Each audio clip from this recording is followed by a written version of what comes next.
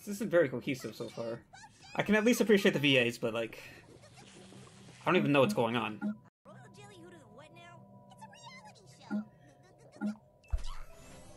It's an improvement, darling. Did they just say reality show? Yeah, this is not the same world. It looks like it, but it's not. That wasn't the thing.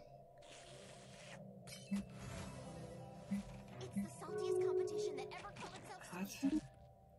And then potions can just do things. I don't know.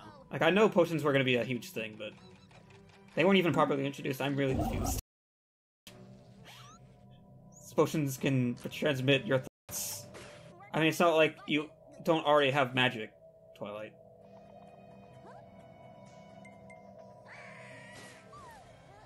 What? What is happening?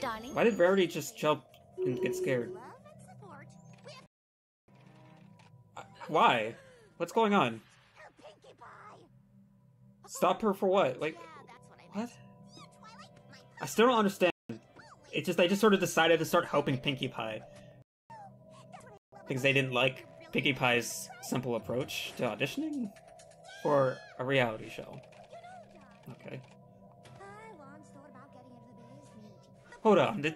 Was there ever any lipstick in MOP before? I don't, because ponies don't have human lips. You're at the same thing again. Like, what? Okay. Was she though? She's... What? Has Fluttershy said anything? I don't remember Fluttershy saying anything. Okay, so part 2 is just episode 2. Alright. So this is our 2-part premiere, guys. Instead of it being 44 minutes, it's 10 and a half, I think. Or almost 11 minutes. You got this. No way you look like a silly filly. No pressure. Oh, okay. No pressure. I'm confused. Again, it's going so fast. Her mouse there? You gotta be kidding me. Like how different and the same this is. I think I'd be happier if this wasn't using the same characters, to be honest. In the same universe, but not really. You can't get up and leave this kitchen until you finish your dessert. Why would... what? Clearly, none of us can. We have to eat for Pinkie. So I guess horror magic don't exist. It's all potions? Because Twilight could just... It needs to be about in 20% FIM, she'd be able to core. just teleport out of that. Is so raw. It's raw, beautiful television. Not only that, this is the best cake I've ever taken a Television. Oh, you must be on the show. I saw the fake out coming a mile away, but she just said television. I think she said that in the trailer too, I guess, but... I just think those were like trailer words that they just say for the preview.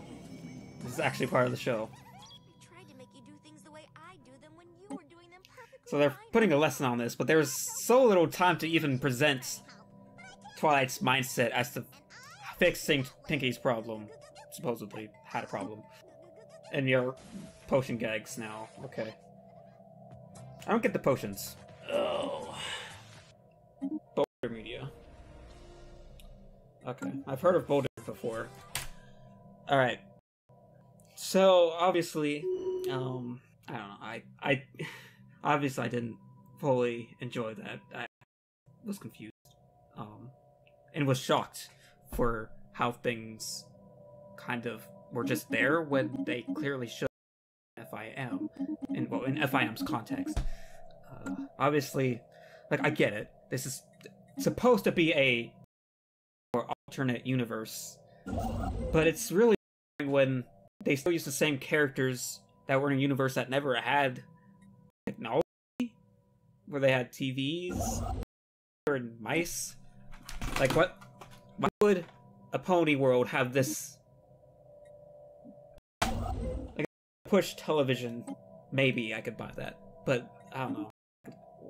This isn't in FIM. Okay, so the plot was just fast. It just zoomed. It's a It needs to be 10-minute about episode 20% cooler. when this probably shouldn't be. They needed to be that fast so that they can make the pacing fast. They want it to be a fast-paced show, like Teen Titans Go. Probably. I haven't watched Teen Titans in a long time. I can't say for sure if it's anything like it now. Like, I don't remember it much. But the vibes I get is just it's fast-paced. It's hard to really keep up. Kids actually keeping track of what's going on. They won't get bored, surely. Their attention span's not going to wander off. I don't know if they'll get it either. So, yeah, the initial plot where Twilight wanted to stop Pinkie from doing her method of just auditioning, she just sort of forcibly decided, I need to help her. And I don't really understand why, because it was never really explained. She just said, let's just make her not do it the way she wants to do it. It just seems, I don't know, it lacks any sort of depth. It was just a decision she made for no inherent reason. And predictably, after all that, it just didn't work. Like, it was obviously setting up for failure within the first 60 seconds or less of the episode starting. And it just became kind of predictable from there, so I was kind of watching it. Kind of just like, okay, this is just how it's going to go. It's not going to surprise me in terms of plot, and it didn't. Like, I saw every beat. At least in terms of the main plot. Some things, like, again, like some of the backdrop props, and like not really sure why, like, zap herself away, like teleport herself away from being stuck in the food. And also the emotional bit with Pinkie Pie was really fast. I don't know what motivated her to see the issue if she hadn't seen the issue before with how the friends have been helping her. I kind of missed that. Did it act? I don't know. Was that ever clear? I might need to watch the episode again, but it just happened so fast. I couldn't tell what was happening. She was all of a sudden sad once the bakery exploded or whatever. I don't know what happened. And the potions, like I said earlier, I don't get it. Like, obviously, the potions are probably just there for the toys.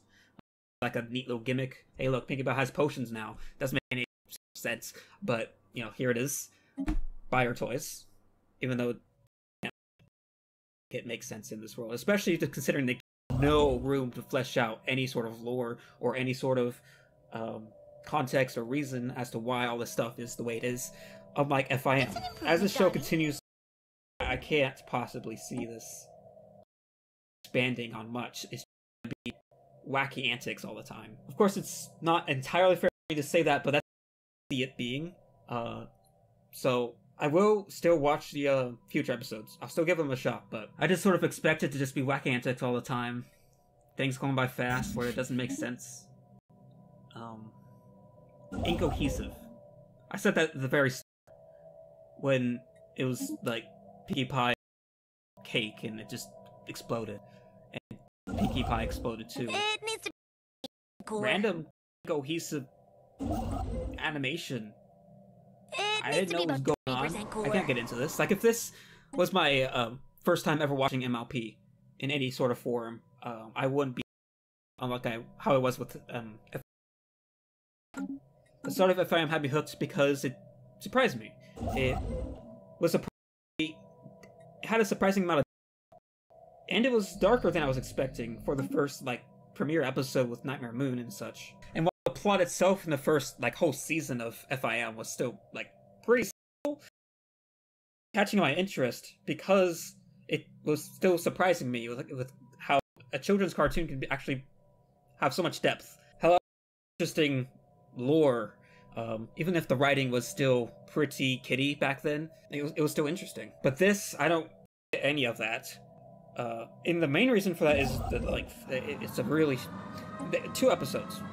2 episodes, so it's technically a 2-parter, so they're kind of the same episode, but total, it's 11 minutes plus intro, or 10.5 minutes plus intro. I mean, I guess the upside of... upside of using, like, the original characters I'll know is that they don't have to reintroduce them again, I guess.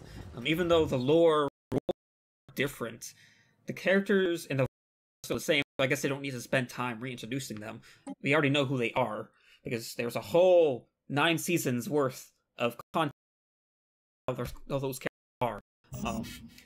Though they might not be quite the same here, but I mean, at least you aren't completely unfamiliar with what you're seeing, even if it's not all going to be the same anyway. I don't know, man. Yeah, this is just a weird direction for MOP to take. I know this isn't Gen 5. It's like Gen 5 is still down the line. They're still like planning a lot of things for that. It's not meant to be the kind of show that would have the same amount of impact as the main generation would, like the main FIM would. Gen 5. Gen 5, I would hope, would keep what FIM was good at, being its plot, its lore, music, overarching plot, the heart of the show, the good messages.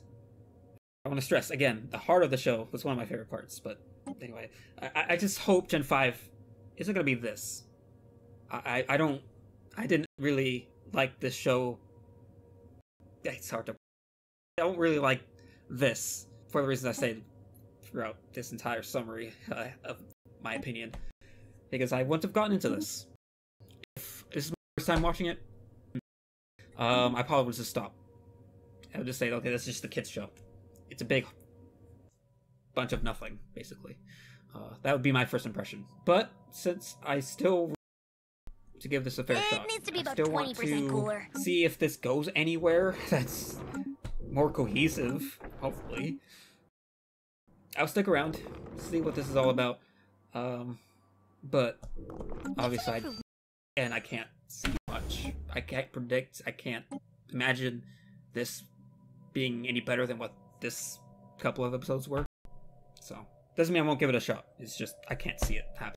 Anyway, with that said, I guess I'm here. I already said what I need to say, so I'll just cut it here. I will see you guys later.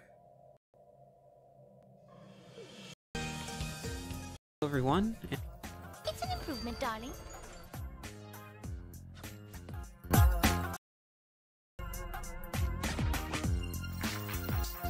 It's an improvement, darling.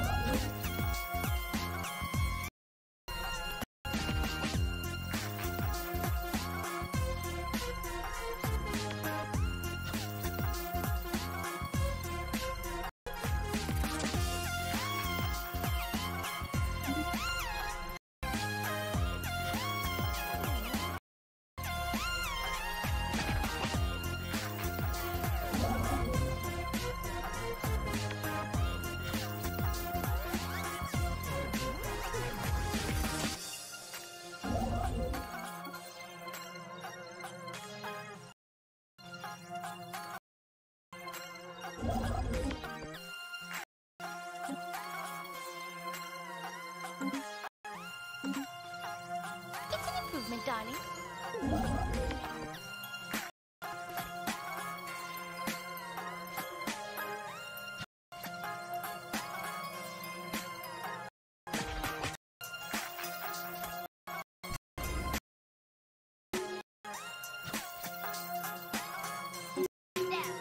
For me, for Equestria!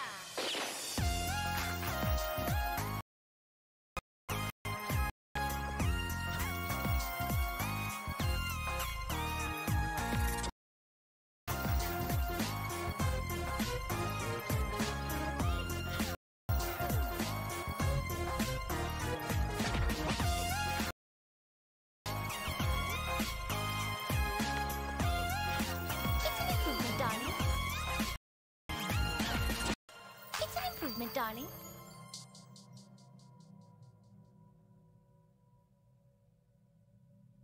in the show's defense, do they call it Star Trek Picard, or do they just call it Picard? No, it's called Called Picard. Star Trek Picard is the official. It has nothing to do with Star Trek or Picard, though. It needs to be about 20% cooler. But in other news, something actually happened in the show. What? They went to a planet. Oh, right. So let's talk about episodes 4 and 5. 4 and 5. The first one, Absolute Candor, was an absolute waste of time. Yes. Picard says, while we're going to free ball? Space? Free space? No. Canto Bight? Planet looks like a video game land.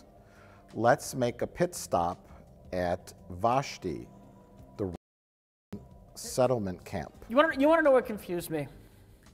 Picard is all up on this saving Soji business. Like we got to save this girl.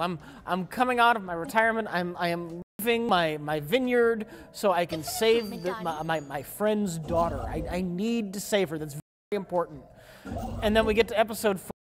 She's probably dead. Daja's sister is in grave danger. She may already be dead. I used to know 14 years ago. That's she's probably dead. I may never pass this way again. Why? Because one of the aspects of Picard's character is that he doesn't like children. So we need a little storyline where, for no reason at all, 14 years ago, he goes to the settlement camp and is reading bedtime stories to a little Romulan boy. For no reason to do with the character. Oh, here's Devil's Advocate coming in. Yeah, this Devil's Advocate. In the show's defense. Devil's Advocate coming right, because I want to be fucking fair, Mike. I understand. And not just a jackass for the sake of being a jackass. And I know people can change over time. One of my issues with The Force Awakens, before I'm going to The Force Awakens, we see Han Solo, and he hasn't changed at all in the 40 years since we last see him. He's doing the same thing, wearing the same exact outfit. The same underwear, too. In the same underwear. He hasn't changed his underwear in 40 years. And so Picard, it's been a while since we've seen Picard. How much is fair character development? Because you did get the end of All Good Things, where he does, in fact, join the poker game for the first time ever. He is capable of change. Can you say that it's legitimate character growth that he's okay with children now? Is there any way we can justify that? By that logic, you're saying that Harvey Weinstein can no longer be a rapist, right? Now he loves supporting women's causes and championing women's rights. How did we get here? If you're going to have character growth for Picard where he is okay with children now, when did that happen? We should see that or have a hint of it, maybe? I don't know. You're right. It seems very weird that suddenly he loves this child more than anything in the whole world when normally he hates children. It's very weird. Well, the humanitarian philanthropist, whatever Picard is weird too. Like the activist Picard, right? Because that's essentially what he became in his senior years, was trying to save Romulans, right? Yeah. Solely him. Well, it's weird that the rest of the Federation wouldn't want to help other people, but this isn't Star Trek. I mean, clearly there was a coalition of people because other people had to fly those spaceships, right? People that probably cared didn't, show them. Yeah. But as far as like top brass goes, it wasn't, Picard and 10 other retired admirals and captains, and just you'd have a coalition of people, of top brass, of distinguished people, ambassadors. Where's Spock? Because Spock was about reunification, remember? Clearly Leonard Nimoy's dead, and you can have a minute, but the point is that you would have a whole group of people trying to help Picard. Probably Spock more than anyone. Sure. What happened? Picard, I believe, was moving people over to this planet, and even though they apparently already had ships available to do this, because they stopped when the shipyard that maybe blew up. The pre-existing ships anymore that didn't blow up for some reason, I guess. When they go to when the androids, the synths, right? Yes. I'm still fuzzy on this. Okay. The synths attacked the shipyards. Yes. On the surface of Mars was the industrial, grouping buildings and whatnot, right? Where all the maintenance people are. Maybe they still built ships in orbit. I don't know. But all the robots that look like Data, right? That one went nuts, reprogrammed and disabled the shield grid, and started murdering people with a phaser, right? Yes. And then presumably the other androids also went nuts? Presumably they all did, but... Now, the ships that were flying in space and shooting lasers, were those also androids that look like the bald ones on the planet? Or are these mysterious synths that we have not seen yet? I don't know. That's not a good answer. I'm sorry, I don't know. We just know that the robots went nuts and blew up Mars. But where did these other robots come from? The ones that were flying spaceships? They probably also were Mars. Normally, when they're not. But they had like reprogrammed to go attack nuts. fighters that were shooting lasers.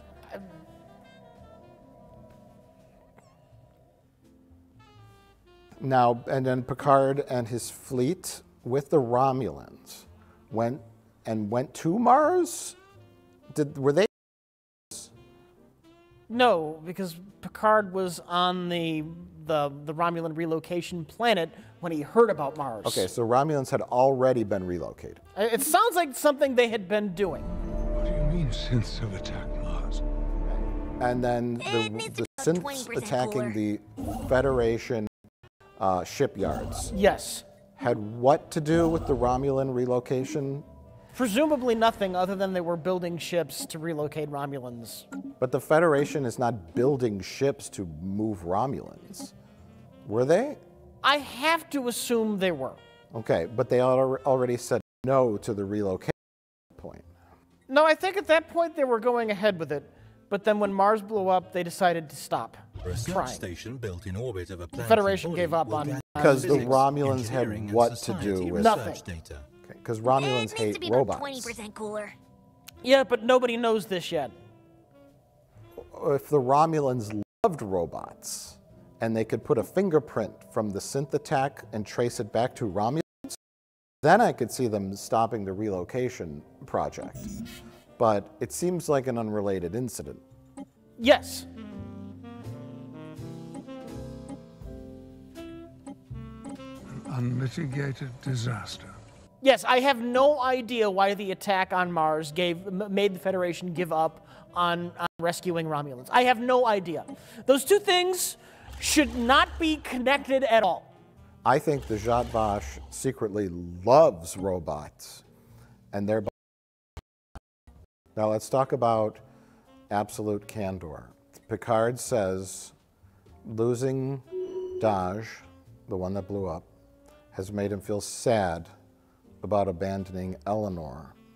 And I want to visit the Romulan warrior nuns and my little nephew or best friend, child man, Eleanor. But the reason why he says he's like, maybe I can ask for the help from the Romulan warrior nuns because we need someone that could fight the Tal Shiar. They are not assassins and you can't hire them. Romulan warrior nuns. That's a real thing? They're going to physically fight the Tal Shiar. It's a dumb action show. Yes, he wants to hire a muscle to shoot people, kill people. Okay. And then, but he's like real to Rafi. He's like, I'll never get in this part of space again, so I might as well stop by. That's his excuse. So he beams down. He discovers the planet is in much worse shape 14 years later. It looks exactly the same. Well, It looks exactly the same as the last time we saw it. things have degraded into the theme of the show, which is prejudice, hatred, xenophobia, prejudicial racism, nihilism, and classism. The wonderful, wonderful hallmarks of Star Trek, because they have the Romulans only sign on their little disgusting be about bar. 20% You know what I cooler. find? At least it's not humanity doing it, though. But What would be worse would be a bar on Earth that said no Romulans. That would be worse, and I could totally see them doing it. I get the allegory for Romulans being refugees, you know, trying to It needs to be about move 20% to another cooler. country, essentially, and live, and being destitute and whatever. But they go to this planet. It has this like super sophisticated planetary shield grid, and then on the surface are Romulans, right? And they're just like, for 14 years, they just sit around in like the Wild West, like making bread and drinking beer and shooting each other. The Romulans are a super sophisticated, advanced It's an improvement, culture darling. Yeah. that would probably land on that planet and in 14 have built improvement, darling. spaceships. Do you remember when Picard goes into the bar Yeah. and then he gets confronted by the Romulan senator?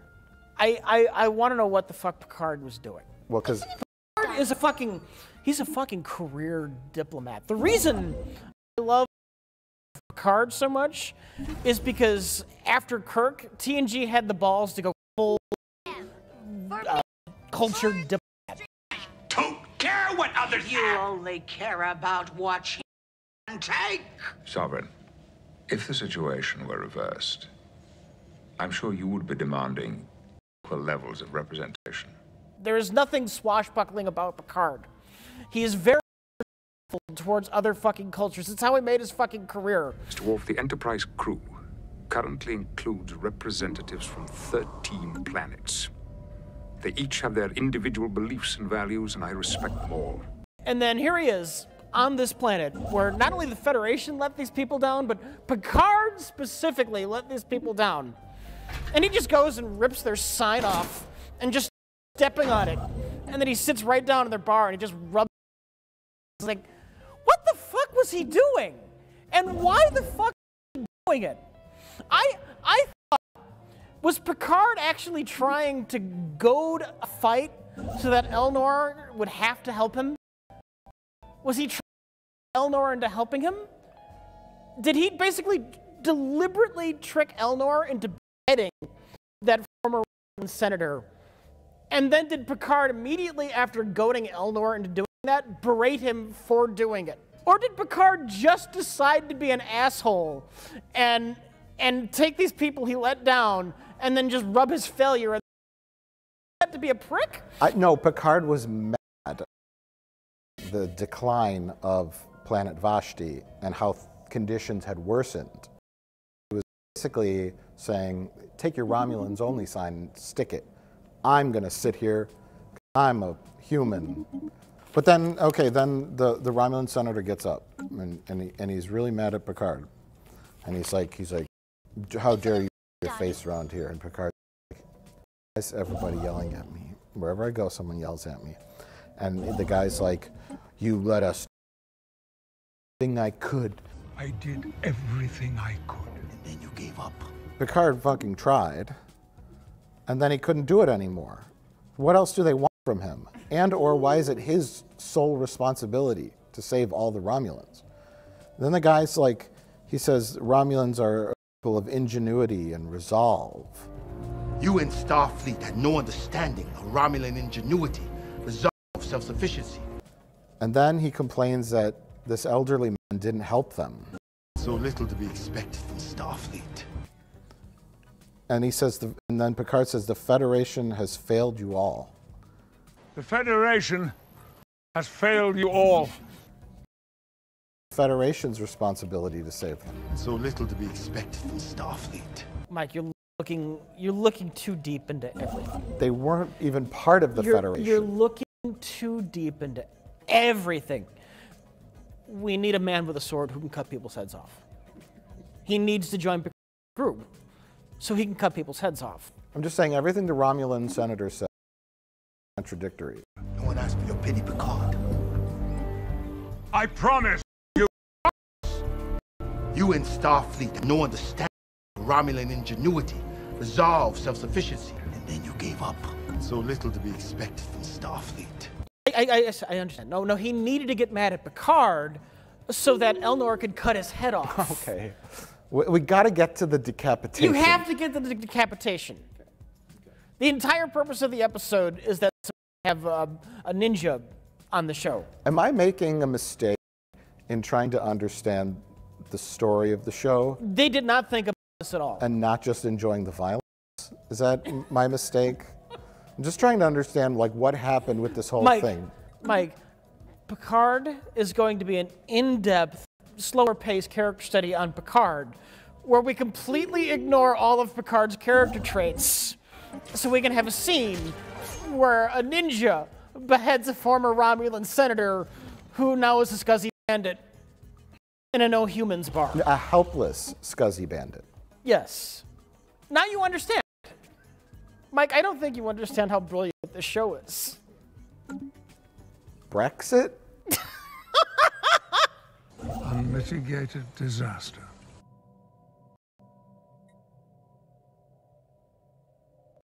Well, let's talk about our two major show. We have the Romulan sun exploding and Romulans being like refugees all over the galaxy, Sure. right? That's plot one. And plot two is something with the Borg, right? Yes. Which is all very vague at this point. It's Bruce Maddox creating two androids, presumably from a positron from Data, creating sentient flesh and blood androids, which basically is a person, as we talked about. Created twins, Soji and Daj. Daj exploded. Soji was the artifact, and she's being monitored by two secret Romulan agents, a brother and sister. Yes. Sister is also a spy in Starfleet. Yes. It needs to And be about 20% they cooler. think Soji is the chosen one, aka the destroyer. It says, Nonsense. I'm telling you what happened. I'm just saying nonsense, but whatever. They say, the lady says, Manjubamba, Gamdamada, Gamdamadan, aka the day of annihilation. The quote, shackled demons will answer the call of the destroyer, killing all life in the universe. And we've introduced the Tal Shiar involved and secret organization called the Jadvash, whose secret sole purpose is to hate android life forms. Yeah. I suspect there's a double twist where the Jadvash are funding and running the android project. Okay. Because with these two major storylines have to coincide. Yeah. And here's what's going to happen. The Romulans are not going to be the bad guys in the end, because we have a storyline where the Romulans are the victims, where they're the refugees of the evil Federation that didn't want to help them. Yeah. Right? They can't end up being the bad guys in the end. The bad guys in the end will be a very small of Romulans called and they're going to use Soji, aka the Destroyer, aka the new Borg Queen, to unleash the new Borg Cube with synths that the Jadvash created with super sophisticated Borg parts. And they're going to launch an attack on the Federation. And what will happen in the end is that Picard, the Federation, and all the displaced Romulans all team up to defeat the Borg and the Destroyer, blow it up, and then say the universe is a better place without borders. To fall in line with their political angle, and they're going to disavow all space of territories in space. Okay. That will be the conclusion, and Picard will end up being the man who leads the Alpha Quadrant into a new, bright future of cooperation and respect and love. The great Saint Picard. Okay. I have a response to this.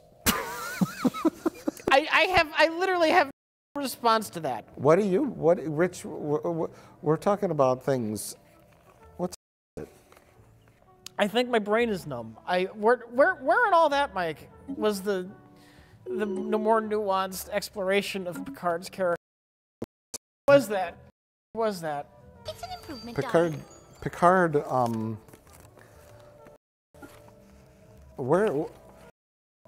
do you remember the ice skating scene? What? Do you remember when? Skating scene. What? Remember when the Romulan guy took Soji and said, we have to do a Borg ritual. And he's like, come here, take your shoe.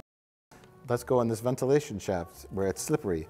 And they had a magical moment where they slid down the ventilation shaft.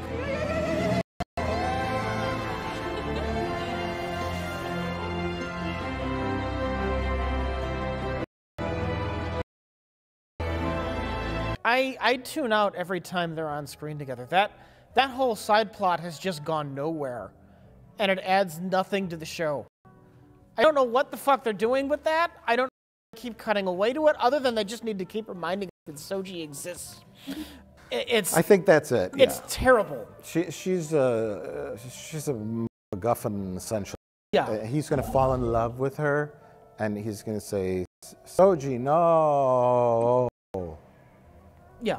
When she can't resist my fate. And then go like this, or put her arms out, and scary music's going to start flying and attaching her. I can't resist my fate. Her voice will change to like that Borg. And then she starts making everybody around her Borgs. Yes. Yeah. And then tentacles come out of nails. No, Romulan's becoming Borg. His love is going to save her. Because when he does love her, after all, he'll say, no, come back to us, or something. She'll kill him. She'll resist her Borg queeniness. She'll turn him into a Borg. She'll turn him into a Borg. She's the bad guy that they gotta blow up. No, they gotta have to save her. No. They're gonna have. They're not gonna blow her up. Well, because she's Data's daughter. Yeah. Is Picard still gonna become Locutus? Is she gonna become Locutus? He's too old to become Locutus. Is Locutus gonna become Q? Is Q gonna become Data's cat? Is Riker gonna become Troy? Have you lost your fucking mind? You're just 10 forward. Phasers. This show has made Beam me your up, brain Scotty. just start spewing nonsense. I can't even respond to anything you're saying because it's just, I don't know. It's just like the slop is coming out of your mouth. I'm glad we talked about what happened on Mars with androids, because I still don't know. The androids blew up Mars, which caused the Federation not to help the Romulans. What's to understand about that? Do you remember when Picard went into the Romulan bar? No response to that, huh? Do you remember? Okay, so they had a security net on the planet. And, yeah. And then what's his face? Rios said, "Okay, Picard, you got 7 minutes till the next window opens. Beam you up." Copy that. Next window opens in 7 minutes. That's into that bar. He only had 7 minutes, but he has to pick a fight. For no reason, yes. For no reason. He was mad about the sign. Either he did it for no reason, which is really stupid, or he to start a fight so he can get Elrond to join him and behead somebody, which is just horrible. No. He was mad about He was just being stupid and really non-Picard-like. Let's not say stupid. Let's say impulsive. Just like Captain Picard is impulsive. The most impulsive person in Star Trek, yes. He would have shaken his head. But he'd have been disappointed. Ultimately, he would have known it's not wise to start a lot of trouble 7 minutes before you leave the planet. Right. Well, maybe that is a good time to start a lot of trouble. my thing is, too, is Picard, you have 7 minutes, Picard, and he goes and he starts a fight with Romulans, which turns into a sword duel, and then Elnor comes in and decapitates the guy. Picard, ready for transport. And then the Romulan's friend puts a phaser at Elnor and says, "The phaser beats your sword, motherfucker." About to shoot him, and Picard says, "Beam up now." Matan Galang is no match for a disruptor boy. Yes, now! And then they know to beam up Elnor. He never even mentioned that. Yes. Yeah. A random word in English language. French bread. Hot air balloon. Souffle. Couscous. Cellar door. Tornado. It Nunchuk. needs to be about 20% Biohazard cooler. kit. Whiskey flask. Garbage truck. Bourbon. Oh, I think you lost the game here. Yeah? You went from whiskey to bourbon. that whole the ancient Romulan warbird was just there for member berries. Like, introduce the concept, I'm like, oh, well, okay, I wonder what this character who has control of this ancient Romulan ship is. And they never show, like, who's captaining that ship. There's never, like, a scene where he's on the monitor and they're talking to him and he's saying, "You've got to get out of Romulan space." And they know Picard's on the planet and they got to buy time to the window opens so they can beam out Picard. No, it just shows up and it just starts shooting at them. Yeah. They say his name is Kar Katar. We're about to get a visit from Kar Katar. They're like, "It's Kar Katarg," and he's coming in on the sensors very far away, and he's got a vintage Romulan warbird. I was really waiting to see who this character was. Why did he attack them? I don't know. And why did 7 of 9 try to save them? I don't know. Well, they needed 7 or 9 to be a part of the show. So she just shows up. Yeah. In the least creative way possible. She just shows up. She's technically a ranger, which is some kind of that keeps the peace. When I first heard 7 of 9 was on the show, I really expected her to be working at the day. You know, using her intellect. Rich.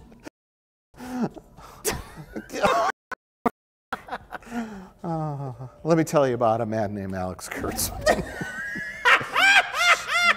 She's a vigilante warrior in space. Picard still thinks there's a place in the galaxy for mercy. She doesn't use her sophisticated mind, her knowledge of cybernetics. She blows people up. And she's angry. So she's part of a group of Rangers because the neutral zone has collapsed and it's lawless.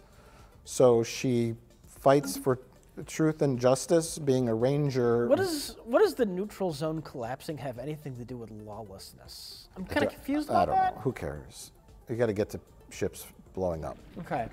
The neutral zone, of course, is the buffer between Romulan space and Federation space. And why has the neutral zone collapsed? The entirety of the Romulan government is now gone? But there is a Romulan reclamation project, so presuming there is some sort of Romulan government that still exists, and they would still have all of the ships they had, they would still want to place a border in the Federation. No, because no.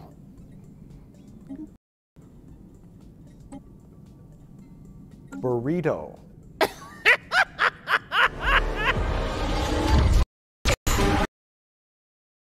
Oh, it's Qatar. Near miss. Hold on. Oh, it's Qatar. Hold on. Really appreciated it if this show decided to be a little bit Star Trek for a moment and have a scene where they talk through a view screen. And we get to understand what, like, the character in the Warbird's motivation was. All you need to do is just have the character in the Warbird come on.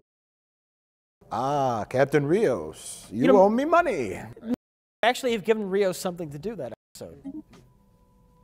Like a TV show. Kar Kanar, you and your old Romulan Warbird don't stand a chance for me and my hot rod spaceship. Oh, Rios, are you going to give me that money you owe me? I'm going to shoot you out of the stars. This conversation's over. Bloop. That's all you need. That's all you need. Member berries, old Romulan Warbird looks good in the trailer.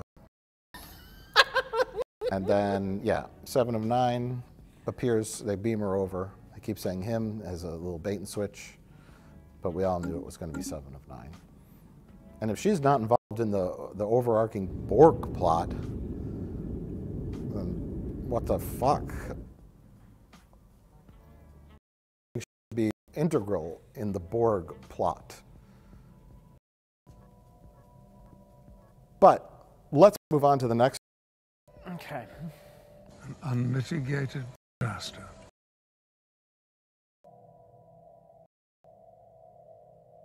Let's talk about Stardust City. Yes. And this is where we've gone to Freewheel? Freeboard? Freeport. Freestyle? Freebase? Free food? So they planet, right? Which is a planet of gambling and prostitution and hide your money. Sure. Yeah.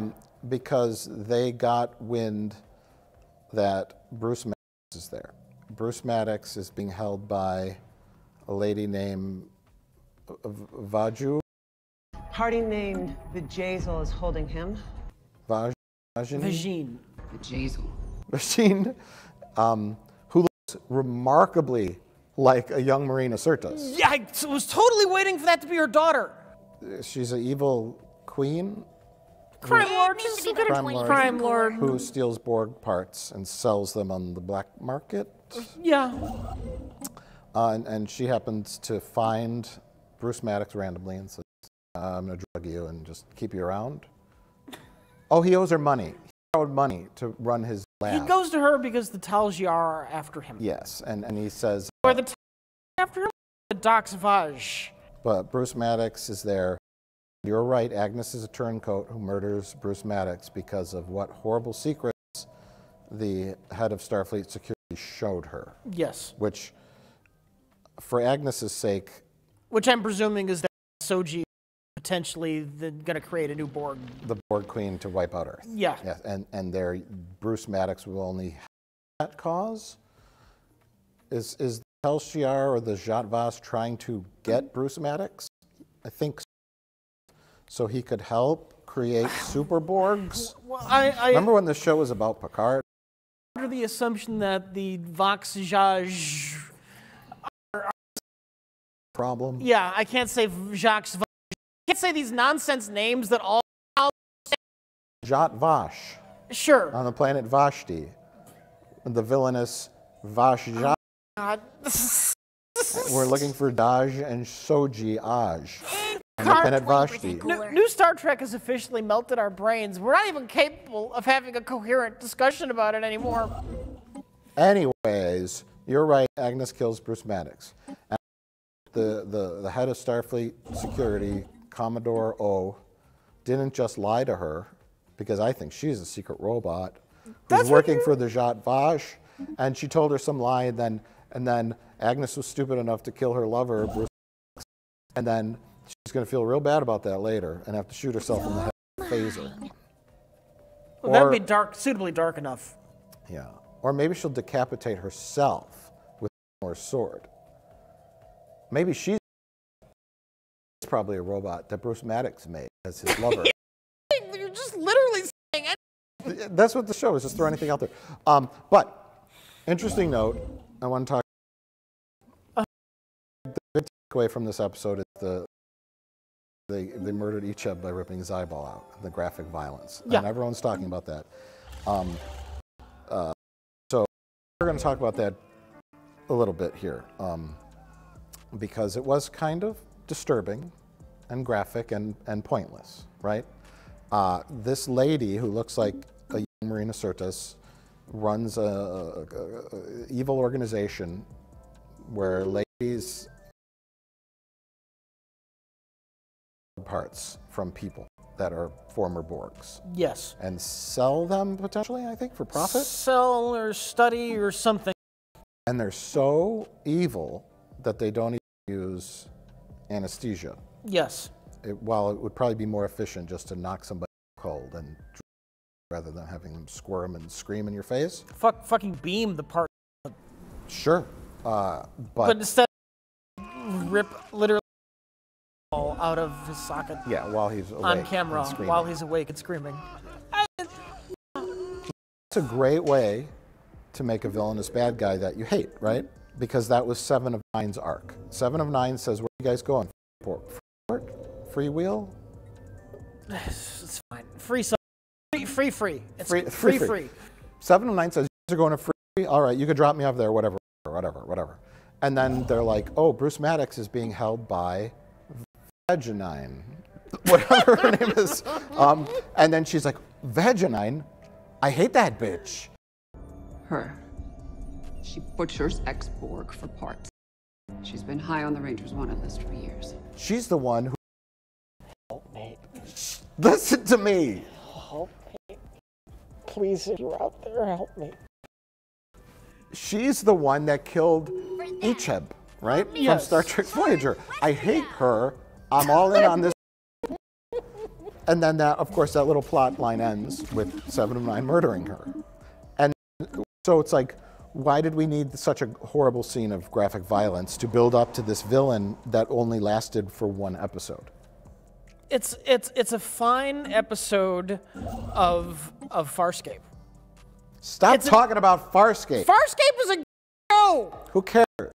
It has Muppets in it. I care. Nobody wants Muppets. People want decapitations and eyeballs ripping out. Now, I saw a couple people on the internet say, I wonder if they used the same actor for Bruce Maddox, right? They did not. I looked it up, right?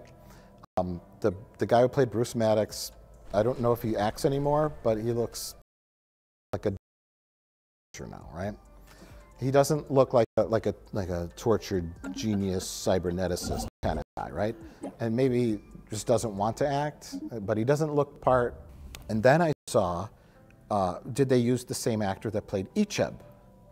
And I was like, well, I wouldn't. And then I saw one little comment that said Icheb said some weird political things, so that's why they fire him. And that was one comment in millions, and I was like, what's that all about? So I looked into this. And then the scene of graphic violence against Icheb made much more sense.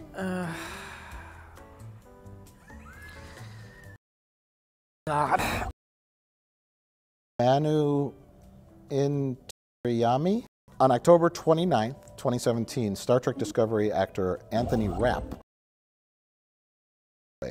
to keep this guy who played Icheb off the Star Trek cruise. Star Trek Discovery actor Anthony came forward with an account of sexual abuse by a famous non-Trek actor when he was only 14 years old. Of course, they're talking about when Kevin Spacey was like, I don't know, 25 or something, 30 or something, and Anthony Rapp was 14. He climbed on, or he tried to make a move on him, right? Which, of course, we all agree is awful. It's horrible. These kind of actions are never okay, whether the victim be a child or an adult, whatever gender or otherwise. And by Anthony as he publicly faces this situation. So, in short, this actor used his Twitter account to ridicule Anthony using cruel and vile language. Manu went on a tweet storm against Anthony, calling him a whiner and writing the account as, quote, liberal nonsense and worse.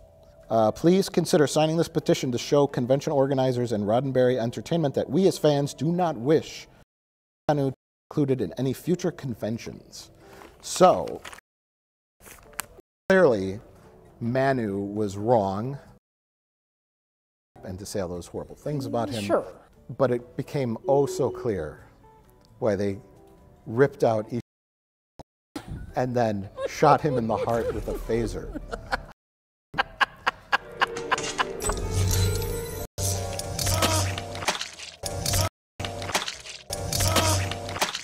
It made it crystal clear why the writers of Star Trek Discovery, who also write for Star Trek Picard, decided to viciously... Wow. Yeah. Is it weird that like a real life political situation with the actor himself is being portrayed as the victim of murder? Does it seem a little, again, don't agree with it. something a little weird about it. It's almost like an effigy, right? In a strange way, it's like an effigy.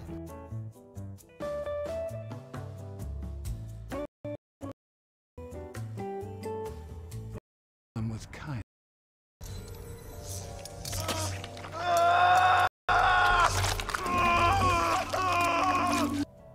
That could be the case, yes.